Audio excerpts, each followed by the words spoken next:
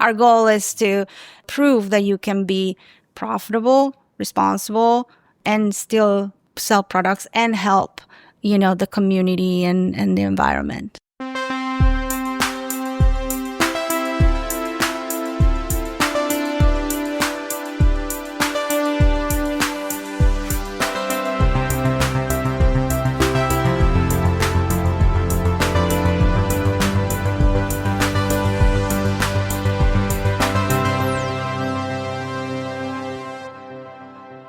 Hi and welcome to Heja Framtiden, the Swedish podcast and platform about the future. In this podcast, I talk to experts, scientists, writers, philosophers, startup entrepreneurs about what we can see on the horizon and what we can do in action to make the world a better place in the future. Since 2018, the podcast has grown into a platform with book publishing, newsletter, public speaking, live events, magazine projects, and reports. So please reach out to me on LinkedIn or email if you think of interesting opportunities to collaborate. My name is Christian von Essen, and you can find me online everywhere you look.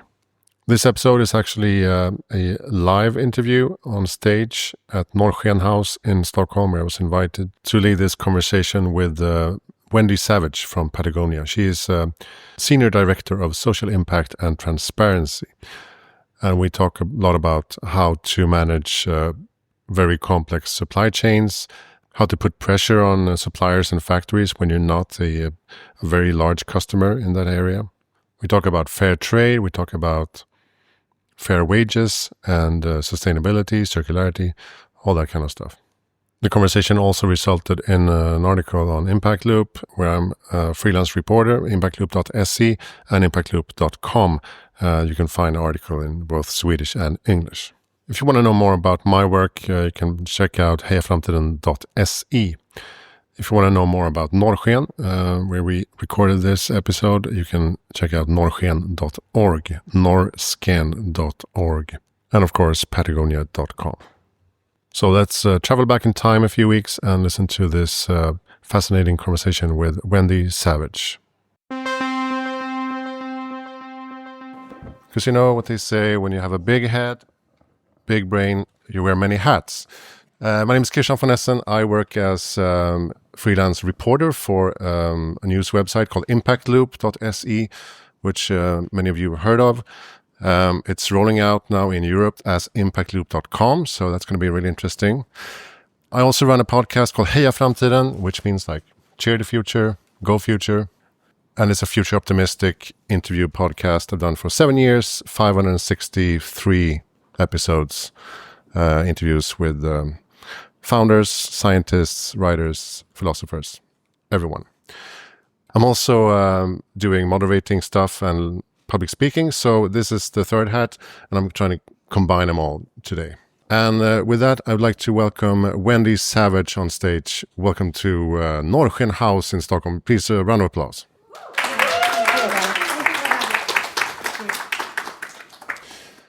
Senior Director of Social Impact and Transparency at Patagonia. Can you start by telling us a bit about that role and what those terms actually mean? Right. Okay. Well, first of all, thank you all for having me here. Very inspiring to be with you, such thinkers and future ideas that are coming from all the work that you're doing. So very grateful for being here. So social impact and transparency. I've been with Patagonia for 12 years, and my passion for this came from an early age. I grew up in Peru, and I saw a lot of impact on the environment and on people. And so very great to have this career now and be able to work at Patagonia, which is one of the best places to work for. I'm biased on that. And so I've been there for 12 years. Right now, I lead social impact and transparency.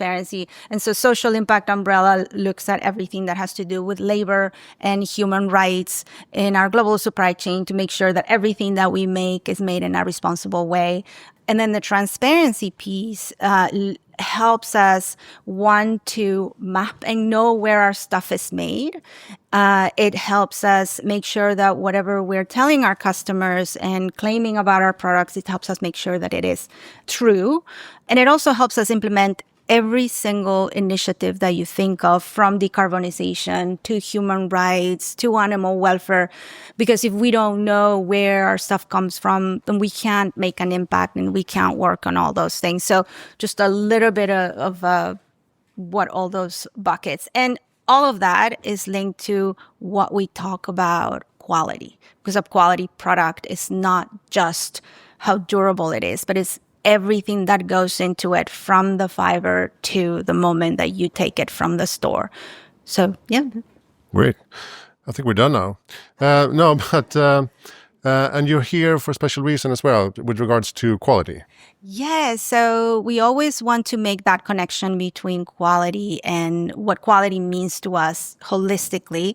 And so I'm here for a panel this evening, talking about how quality is an environmentalist problem, and the importance of making sure that any products that we make start with that quality vision in mind, to prevent us from, in our case, from our goods ending up in the landfill. So we're going to have a really interesting talk this evening on that. And you're going to screen your video as well, your film? Yeah. So Patagonia, for those of you who don't know, we also do films, and we do books, and we do clothes, and we do food. We do a lot of things. And so we're going to be screening the film. It's called the Chitropocene.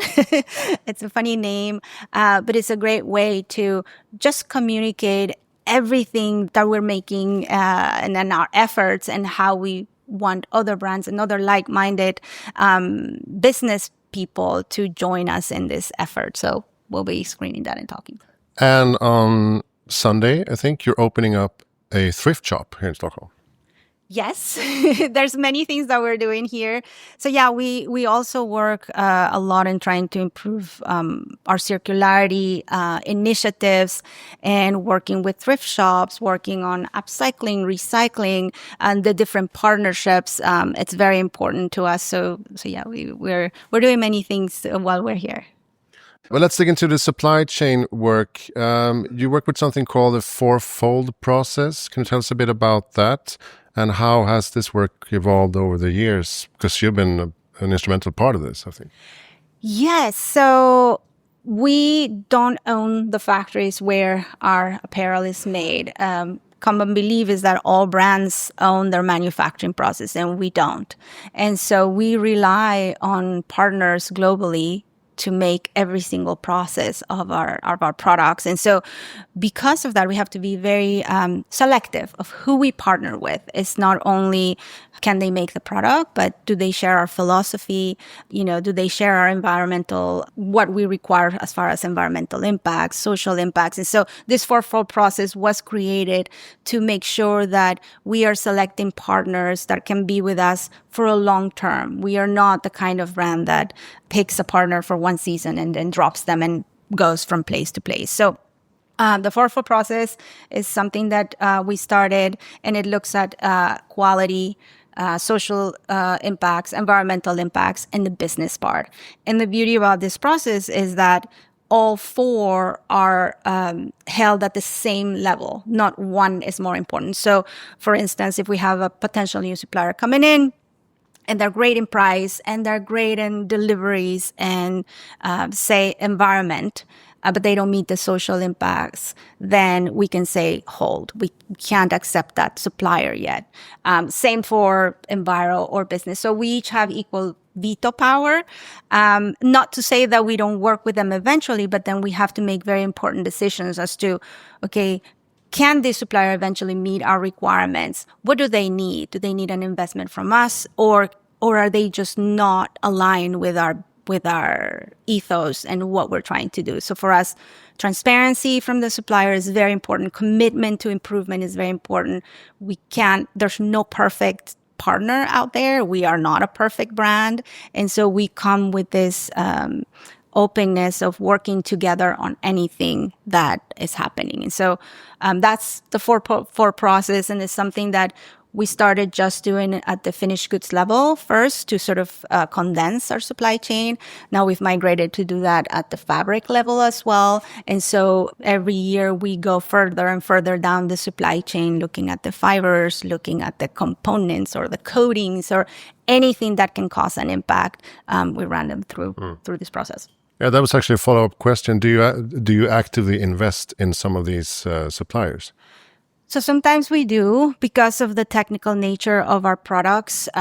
We try to find the supplier. Sometimes there's only one supplier in the world that can make the perfect quality jacket. And so they may be great at quality, but they may not have all the other aspects of what we require. So we see ourselves, okay, so if we need this supplier, if they have the commitment and they share our philosophy, then we work with them and invest on, partnerships. If there are other brands working at that factory, because that's the case most of the times we work in factories where there's 5, 6, 7 other brands, then we look to collaborate and partner with other brands. And so, there's definitely to help the supplier meet our requirements. And how do you measure social impact in these supply chains? Do you have special KPIs for your team that you work with? Yeah, so different KPIs. Everything starts with us on making sure that all of our suppliers meet legislation in the countries, because we source in many different countries. Finished goods, I think about 17 different countries. So when you think about the labor laws, the environmental laws, health and safety, each have their own legislation. And so that's the baseline. In most of the cases, the legislations are below what our requirements are. So the next phase is our code of conduct and benchmarks for suppliers and each of the different folds. And so there's KPIs around all of that for the different types of things that we measure. I think the other thing important is when it comes to impact, and I'll give you the fair trade example. So we've had fair trade since 2014 now. And so we also look at what are we bringing to the lives of workers, for instance? How are we making their lives better? And fair trade was sort of our first step into working towards living wages, and one that we could control, where we could pay a premium for our products that would go directly to the workers to improve their financial stability. And so looking at the feedback from the workers, hearing that and seeing what have they invested in, how have their lives improved, that's another way that we measure. And you also have some kind of dividend that you pay a premium and the workers can use those money for something for their community, right? It's not going to the supplier. Yeah, no, correct. So that's the beauty of the fair trade program. For every fair trade product that our customers buy, there's a premium that fair trade determines that goes directly into a worker's bank account. So neither the brand nor the supplier decide how those funds are used. The workers elect a fair trade committee, and then they decide, do they want to build a school? Do they want to use those funds for scholarships or whatever the needs of those workers are, and they decide what to do. So some kind of empowerment for people that don't necessarily become empowered in that sort of way very often. Yeah. So and when we talk about impacts, obviously we measure how much money we're giving. We started with one style. Now we have about 99% of our styles that are fair trade, and over $31 million that have gone to workers in our supply chain. So that's the financial thing, but it's that intangible sort of benefit that is hard to measure, right? The empowerment. I always tell the story because it was very touching. I was in Colombia and I was talking to this woman who was part of the fair trade committee. And I was asking her, how has it been to be part of this committee? And she's like, I never even dreamt that I could lead thousands of workers and decide what to do with these thousands of dollars. But the best thing for me was when my daughter saw me doing this. Now she says, I want to be a leader just like you. And so how do you measure that impact? Those are sort of the intangible things that are hard to measure and that just are always sort of part of those initiatives that we work on. And you mentioned living wages, which is an important aspect for you. And you work with something called Fair Labor Association. How does that work? Because this is different for different parts of the world, right? Right. So the Fair Labor Association started in the 90s. We're one of the founding members, and it came as a response to brands not taking ownership of the impacts in their supply chain. And so we were founding members of the FLA, and it's an organization that combines brands and universities and NGOs. And so together we work on solutions that are going to help global workers. And so the FLA has standards for all their brand members. They audit us. They hold us accountable to what we say we do. And one of those is working on living wages. And so they give us some standards and some parameters. We work on measuring how we are as a brand, how our suppliers are as a brand. And then we work on trying to sort of figuring out how are we going to get a supplier where in a country where the minimum wages, which are the legally required wages, are so low. How do we get them up to the living wages that are not required by law, that are the best thing to do? And what is our role? What is the government's role? What are the other brands' roles? So it's a great organization to collaborate and bring those solutions that as one brand, you can't just fix it because we don't own the factories and there's so many other brands sourcing in those factories. Yeah, exactly. I mean, if there are 8 to 10 brands producing in the same factory, are they as interested as you are, reaching living wages, or do you need to get all the 10 on board to make a change? Yeah, that's $1 million question. We have to. Not everyone is interested, of course, and for all these years, these requirements are voluntary for brands. Those of you who are doing B Corp, I spoke with someone. Those are these great voluntary things that we do it because we believe that we want to make a positive impact. And unfortunately, not all businesses are there. So a lot of our work is talking to other brands, trying to see, would you align with us? Would you partner with us on this? And then making sure the supplier feels supported, because you can't just expect the supplier to pay living wages and then as a brand not contribute to that, right? And so it's not fair. Everybody has to have a share. And so, yeah, a lot of the work is in collaborating and seeing how do we bring governments to the conversation and other brands to the conversation as well. So it could be like, I'm a fast fashion brand and I use this factory, and then they say, well, Patagonia just entered and now the living wages are higher, so we're going to charge you more. If it was that easier. We can't impose any of our initiatives to our factories. We always have to make sure that they themselves find that it's the right thing to do, because ideally, even if we are not at a factory, say for whatever reason, the idea is for the sustainable solution to remain. And so the factory owners have to be involved. But it is a challenge when only one brand asks for it. And this is why I love what Europe is doing with legislation. There's the CSRD, there's the human rights directives. There's just so many directives that are now, it's going to be legally required for brands to report on their efforts. And so far, it's super strong in environment. I'm really looking forward for the legislation to be stronger on labor. I think we're going there, and I think this is going to help because, as unfortunate as it is, some businesses do need things to be required by law before anything can be moved. So since those legislations have started coming up, we're hearing more interest from other brands to collaborate and learn from what we've been doing and figuring out solutions together. So I'm really excited for what's to come, especially after over 20 years of being in this world and doing it all voluntarily. It's just great to see some legislation behind it. Yeah. I heard you say somewhere that you started out with consulting, and that was more like a police work, trying to get the suppliers to do the right thing and punish them if they don't. And then you sort of went to more a collaborative approach at Patagonia. Is that the way forward, to actually partner up, sit down, and have these conversations instead of just throwing them out if they don't comply immediately? Yeah. Yes, definitely. So when I started in consulting, it was a lot of like, here's your problem and here's your solution, go and do it. And the brand's just like, no, we don't want to do it.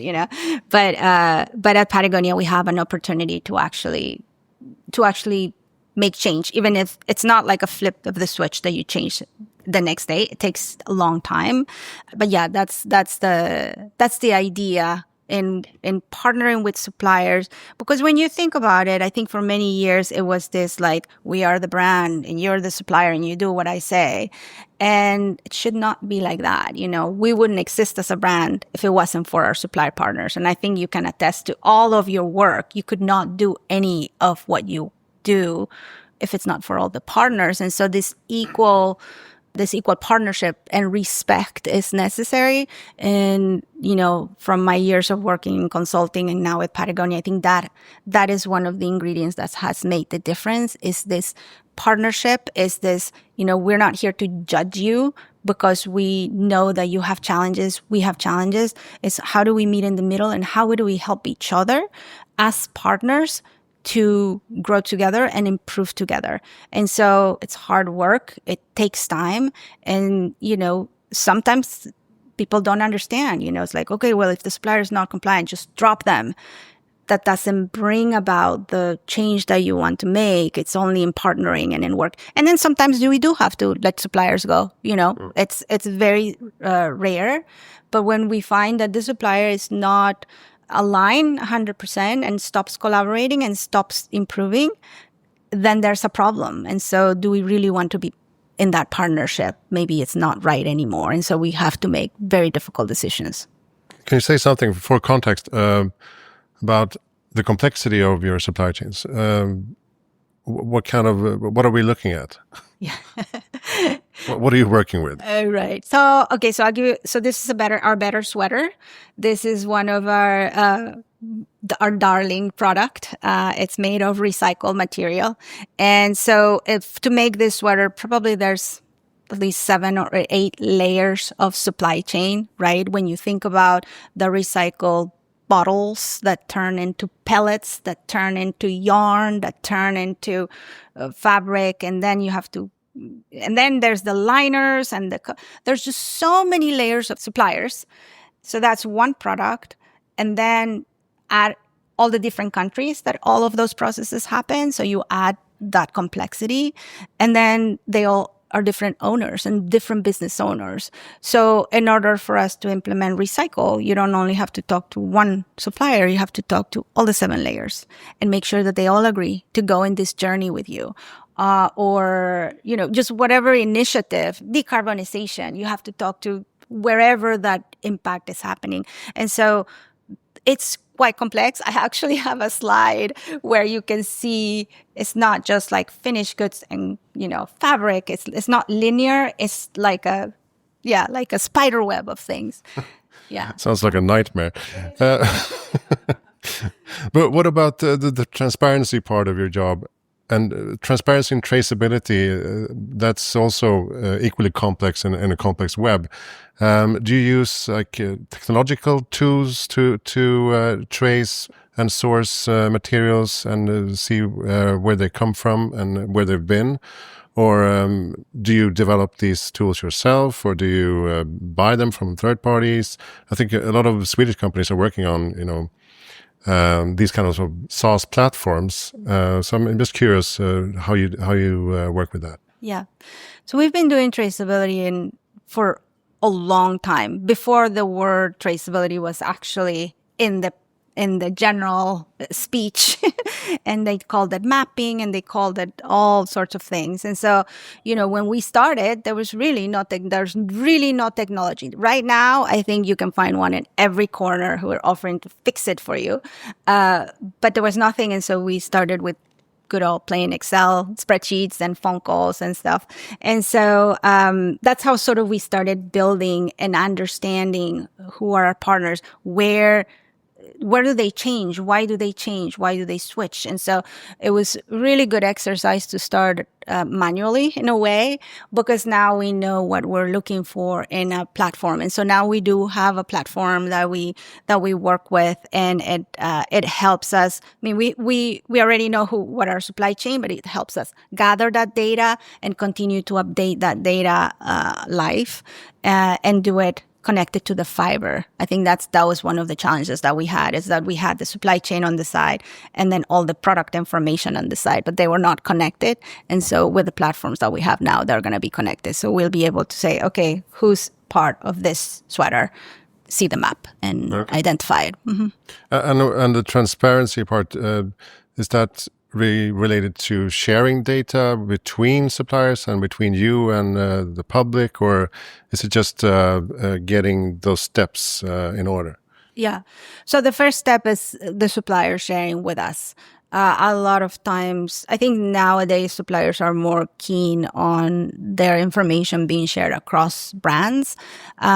But when we started, it was, okay, Patagonia, I'll share with you, but please don't share with anyone else, because I don't trust what they're going to do with that data. And there's levels of data, right? There's the address and the location and all that. But then there's, okay, how much energy are you using? How much are you paying your workers? And so there's layers of complexity in the data. I think now it's more prevalent that suppliers want to just share one time with everyone because every brand now is asking for the same thing. There's beauty in technology, but there's also challenge in technology because every brand just wants to use their own tool. And so if supplier is serving 10 different brands and each brand says, nope, you have to use this technology, it just chokes you, right? It's, it's so time intensive. And that's what, unfortunately, they have to deal with. As an industry, we've really failed on harmonizing systems and tools and requirements and codes and, technology as well. And so it's very difficult for suppliers in that sense. So you seem kind of hopeful that the EU will be a sort of new benchmark for other regions as well when it comes to product passports and CSRD, Triple D. Do you think that could trickle down to the supply chains, because they will need to get their numbers in order to report to the brand, because they need to report to the EU? Do you think that would be self-fulfilling in a few years? It will definitely trickle down to the supply chain. It will still take time. I think a lot of the information about the legislations is still at brand level. A lot of suppliers are just catching wind of all of this stuff because of the intense questions that are coming in. And so there's going to be much need for education at the supplier level so that they understand why, and so that they can speak up and say, okay, there's a better way to do this. Here, let me give you this. But yeah, definitely we can't, because most brands don't own their suppliers, and a lot of the impact, especially on, decarbonization or human rights, it comes from the supply chain. Inevitably, we depend on the information that our suppliers give us in order to meet this legislation of reporting, of progress, and of, impact. So. Mm-hmm. And we talked about collaboration and partnerships. Is this something that can be done in a strategic way? Do you use partnerships as a tool moving forward, would you say? Is that a part of the process for Patagonia?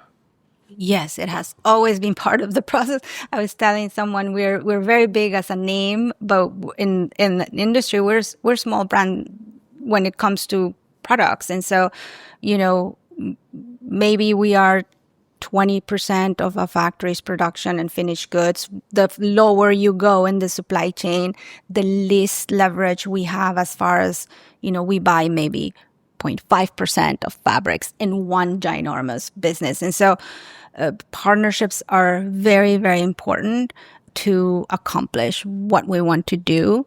And it's important as well for the suppliers because we may not be the biggest customer, but if we bring another voice who is actually paying their bills, then they're more inclined to invest and partner with us and help us get to where we want to go. So we can't do this without collaboration. You talk about quality a lot and buy less stuff, buy higher quality. Now you're opening up a thrift shop. It may not be your social impact part of the table, but what is the strategy for repair, reuse, upcycle, and eventually recycle? Do you take charge of that whole chain? Yeah, it's part of a holistic circularity, right? So repair. We've been doing this for many years. Again, before the world circularity was part of it, and so our goal is to make sure that our products don't end up in the landfill. That if you buy something from us, that it's passed on to your kids or passed on to someone else. And that's why we invest so much time and so much effort in making sure every single part of the product is made in the best way possible. Because not only do we want you to keep it for that long, but if you don't use it, then bring it back to us and then we'll give you a new one, or we repurpose it, or we recycle it. So it's sort of you're buying something for life, right? It doesn't matter when you return it or how you return it. You get a new product or your money back kind of thing. So quality is very important. And so the different components of that is sort of like its own different program, right? Are you going to upcycle? Somebody here was talking about recycling fabrics, right? What are the services? How do we separate the recycled fiber from the blends that are in a fabric? Very difficult. You need technology. Some stuff you can't recycle. And so that has to start at the design level. You have to pick fibers and design a product in a way that at the end of life is going to be easy to either separate it and make it into something else, or to recycle it and melt the yarn and do something else, So that concept of how do you make a product last for past its lifetime, it doesn't really start afterwards, right? You have to start with that frame of mind at the beginning of the life of that product. So Yvonne Chouinard, who started our company, just goes around, is like, what's this pocket for?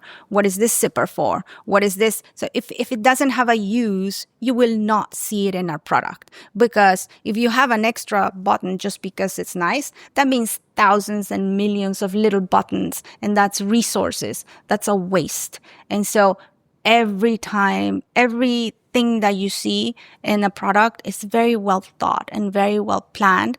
And it's there only because it has a purpose. And, purpose is a very common word in Patagonia, and it starts with our products and it starts very early. So yeah, it's a combination of all things. So you can still be a consumer fashion brand and make the world a better place. For sure. Yes, you can try. This is what our goal is, right? Our goal is to prove that you can be profitable, responsible, and still sell products and help, the community and the environment. What are some of the challenges you're facing now? If you look 5 years ahead, you have certain systems and collaborations in place. What are you looking at now moving forward from your perspective? Yeah. So decarbonization is one of the things that we're really focusing on and working on. A lot of our carbon footprint comes from the materials creation. That's over 80% of our carbon footprint. And so trying to decarbonize and partner with those suppliers to come along with us in the journey, it's very difficult, it's very expensive, and it will need that collaboration that we've been talking about with other brands. And so that's one of the challenges that we see, but also the opportunities, right? Because this is when we can partner with other brands and really see this happen. I think continuing to support the grassroots organizations, that we support all around, it's great, and trying to keep our voice loud, especially in this new sort of era of different legislation that's coming up and different politics that's coming up. So yeah, being very consistent on what we're trying to do. What makes you hopeful about the future in general? I think for me, it's progress. I see every day, and maybe because, I'm very deep in what we do at Patagonia, there's progress everywhere that you see. I mean, when you think about, I don't know, 20 something years ago when I started my career, nobody was interested in this kind of thing. I would not have an audience hearing me geeking out about supply chain. Nobody even knew what supply chain was. And so this is progress to me, seeing so many, people interested in starting their business with the right frame of mind, with the idea of making a positive impact. I think many years ago, it was like, I'm going to go in business and I'm going to make money. And that's all I care about. And so for me, seeing this and seeing just everywhere where we speak is, okay, there's just a lot more people interested in making an impact through what they do. And so that's what gives me hope in everything, really. Wonderful. I usually ask my podcast guests, what's your best tip for making the world a better place in the future? No pressure. I mean, it can be daunting when you think about all the different things that are going on in the world. But I think just boiling back down to your community, to your family, starting with your family and starting, what can you do as a household? And then if you have the opportunity, what can you do in your own communities, to just expand what your beliefs are, what your values are. And it's interesting because as you start doing that, it just catches on. You meet more people, or maybe you meet a neighbor who's not interested in composting, and all of a sudden they're like, "Oh, do we have a compost bin? Okay, let's do it." And especially in the U.S., where even composting is like, I know in Europe it's more, but people don't compost, and so little things like that. With your children, start early talking about the importance of being respectful to the environment and respectful to people. For me, that sort of like grassroots initiatives that you start at home, then it can build into something bigger. I guess that would be my best advice for making the world a better place. Wonderful. Do you have any good reading tip or podcast tip? Well, reading, let my people go surfing. The Responsible Company does our Patagonia books, so we write books as well. But everything about our philosophy and how we do things, you can find it in writing, check boxes and everything. They're very helpful. There's another book that I really like. It's called Good is the New Cool, by Abdelaziz. And it talks about just so many different initiatives that are being done by different brands. So if you're looking for inspiration, it's a really good book. Your podcast. They should listen to your podcast, of course. And gosh, I really like, there's this podcast. It has nothing to do with sustainability, but it just helps you think in different ways. That's called Revisionist History. I don't know if you've heard it, by Malcolm Gladwell. And so it takes historic moments and it helps you look at it from a different angle than what you've originally learned it.